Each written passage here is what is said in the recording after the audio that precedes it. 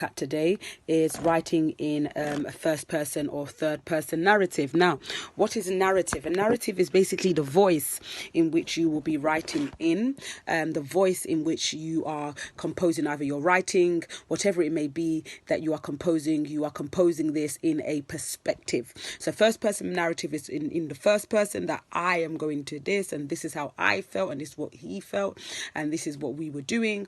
The second person narrative is when you are saying things like he and she, and the third person narrative is when you're saying them, where you become an outsider in the story and then you are writing to the best of your ability as an outsider about a certain situation and so forth. So I'm going to give you 2 minutes now to write that down. First person narrative. You're writing from the perspective of yourself. It should be quite helpful that it's first person narrative in this perspective of yourself. First one only. The perspective of yourself. You are saying how you feel about the situation, how you feel towards the situation and so forth. Second personality,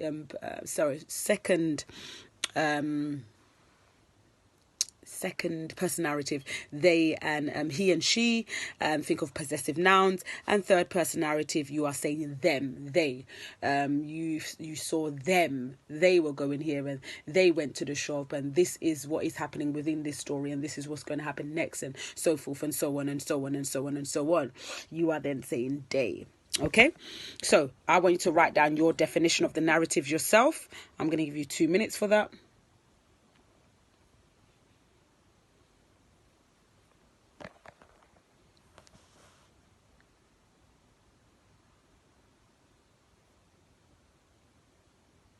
Fantastic. Now you've written that down. Now I want you to begin to write in first person about the happiest time in your life. So the happiest time in your life that you felt extremely happy in the first person.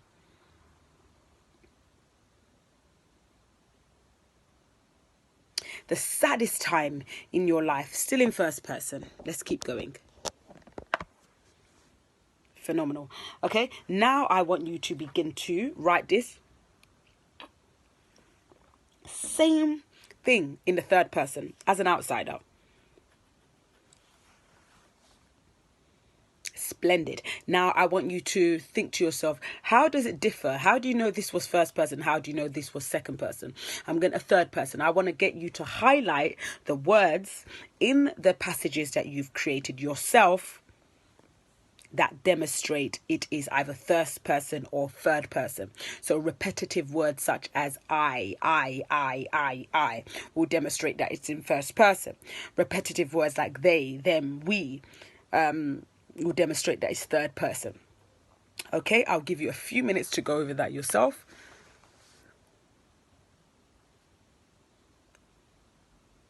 Great, that should take you a few minutes. Now you've done that, I want you to brainstorm the pros and the cons. So the benefits of writing in first person and the benefits of writing in third person and the disadvantages of writing in first person and the disadvantages of writing in third person.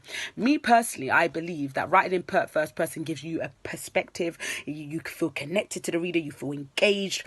You feel engaged with the person that's reading your work. You are totally drawn in to how they are feeling and what they feel and what they're going through and their emotions and so on.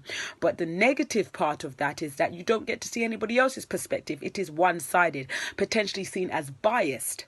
Third person, however, there is no biasness. You are from a bird's eye view and you are literally just telling a story based around what you can see, but not only from your perspective, from John's perspective, from Amy's perspective, from Nigel's perspective. Everybody is potentially getting a point to talk.